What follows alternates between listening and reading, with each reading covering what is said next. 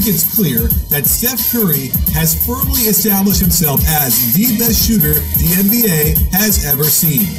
He shattered records year over year and has changed the way the game is played, pushing players farther and farther out to maximize the extra point you get from the three-point shot. Today, let's look at his mechanics to get a better understanding of how he's been able to effortlessly knock down shots from such long distances. Let's start with the feet. You can see how he utilizes the turn, both feet parallel and pointing to about 10 o'clock to allow his shooting hip and elbow to properly align with the rim in one vertical plane. You'll also notice he doesn't jump very high. While this is a practice situation, in games, he doesn't get much higher than this at all, almost the equivalent of jumping rope. Without a huge jump, it allows him to replicate the height without fear of fatigue at the end of games. Notice the slight rotation in the air. This is a natural movement that comes out of the right shoulder moving forward on the release in the air. It is almost impossible to stop this, and if you try, we create quite a bit of unneeded tension in your core, prohibiting you from releasing a smooth and relaxed shot. From the right corner, Steph's knees are parallel, most likely because the pass almost always comes from the left. However, when he shoots from out top and the left side, I've noticed his right knee tends to cross over his midline a bit more, and this could be caused by his adjustment from catching the ball from his right side. Steph's feet do flow forward a little bit, hinging at the waist in what we call a sway, but it isn't that pronounced unless he's several feet behind the line and needs more power. Let's look at how he catches the ball. Notice how he doesn't extend his arms out from his body very far. This eliminates any need to bring the ball back into his body before going up. When the ball comes from his left, he uses the turn to allow the ball to hit his hands right in the alignment and go up in a smooth motion.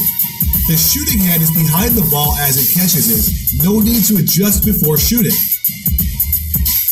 When the pass comes from the right, the shooting hand cocks the wrist back while the left hand absorbs the energy of the ball. Before catching it, he's already made his shooting pocket. Once he catches it, Curry uses a short dip to get rhythm and power into his shot. It's not very large, about one basketball size below where it caught it. This is one of the keys to his distance shooting. Without it, he'd have to generate more power with his arms and risk losing accuracy. Steph is also a midline shooter, meaning he brings the ball to the center of his body and uses that as his alignment. You'll notice that his elbow is to the outside of the ball slightly and that there is very little, if any, space between his palm and the ball. Also be aware of where his set point is. Traditionally, coaches have stressed bringing the ball to the eyebrow ridge to enable vision of the rim, but it's clear that Steph is covering his right eye at the set point before it immediately goes up and out. Notice how the elbow crease is level with his forehead, so the lower set point does not mean the shot trajectory will be too low. In fact, it's this set point that stresses the one-motion shot. The ball stays in front of his face the entire time and never pauses once on its way up from the dip. This is the crucial piece to the puzzle that enables him to shoot so well from 40 feet and farther. By using a one-motion shot, he maximizes all the power he is generating from his legs and his dip into a fluid release that is always straight. Another key to the one-motion shot is the timing of the upward movement of the ball. Notice how he's already started defending his legs before the ball begins to move up. He's basically in his loaded stance, ready to begin straightening his legs as the ball starts to rise up towards the set point. Because this shot is so quick and depends on full extension of the arm and wrist, you won't see him pull up from the mid-range very often into a jump shot.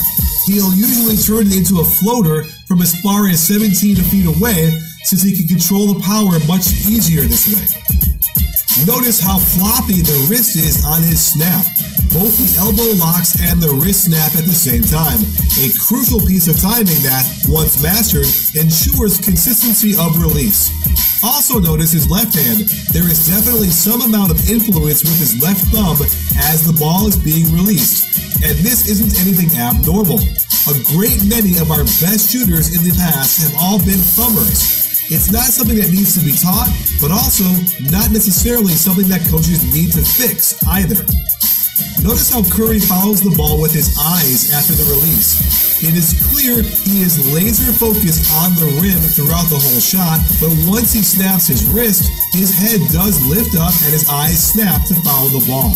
There are a lot of potential reasons for why he does this, and I asked Warriors coach Bruce Frazier about his theory in a previous video.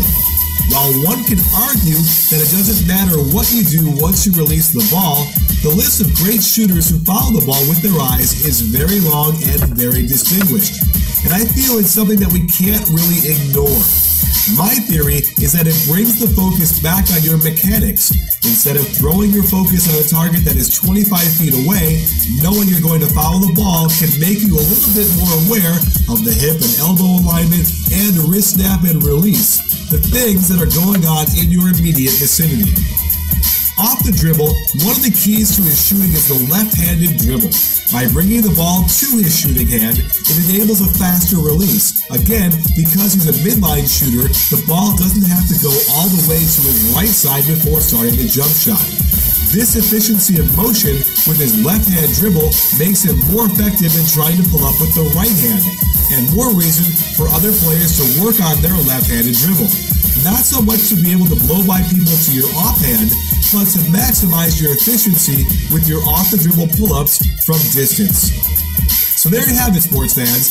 That was a deep dive into the details of Steph Curry's mechanics and what makes him the greatest shooter we've ever seen in the NBA. While he's doing things we've never seen before, I have no doubt all the 10-year-olds studying his game now will yield several more Steph Currys when they get old enough to compete professionally. And the game will continue to change into something we might not recognize in a generation.